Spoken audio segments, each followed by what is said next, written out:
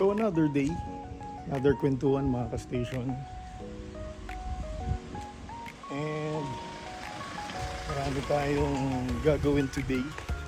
Kaya uunahan na natin mag-gym. Kasi meron nga tayong program na sinusunod. So chinek ko kanina yung program natin mga ka-station. And yun yung pinakaayaw kong ginagawa. Which is leg day. At may mga, dahil nga naka full program tayo, may mga exercises na first time ko palang gagawin. Kaya sana tamaan ko yung form para hindi sayang. So yun, yung gym pala natin dito lang sa loob ng village. Kaya wala tayong binabayaran. So blessing yun. Kaya mina-maximize natin siya. So parang a day in a life to mga ka-station kasi marami tayong nakaschedule na gagawin. Kaya stick around lang at samahan nyo.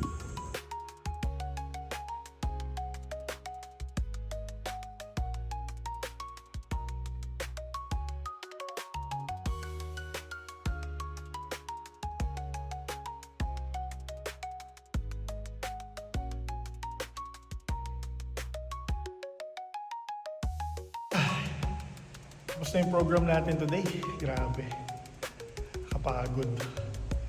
At nakapag-freshen up na tayo mga ka-station at nakapag-lunch na rin. So ngayon papunta tayo sa pangalawang ganap natin which is magtuturo tayo ng drums. So meron tayong dalawang student. And after that, we will play pickleball kasama ng mga neighborhood friends natin. At sana umabot tayo kasi yung program natin kanina leg day. Pero mukha naman kaya samahan niyo lang ako.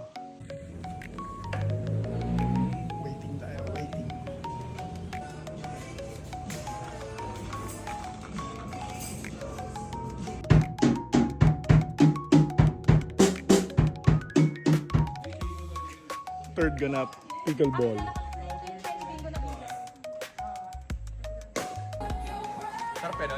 Zona, bumili ka na! Pag ko to eh, pag nagugutom sa daan. So mga station, nakabalik na tayo sa bahay and sobrang nakakatuwa yung mga nangyari sa atin kasi lahat ng task na kailangan natin nagawa natin. So nakapag-gym tayo with our program, nag-leg day tayo, and then nagturo tayo. Tapos to end the day, nakipaglaro tayo ng pickleball with friends. So yun mga ka-station, maraming salamat sa pagsama and kita tayo sa susunod na vlog. I'll see you soon. Bye!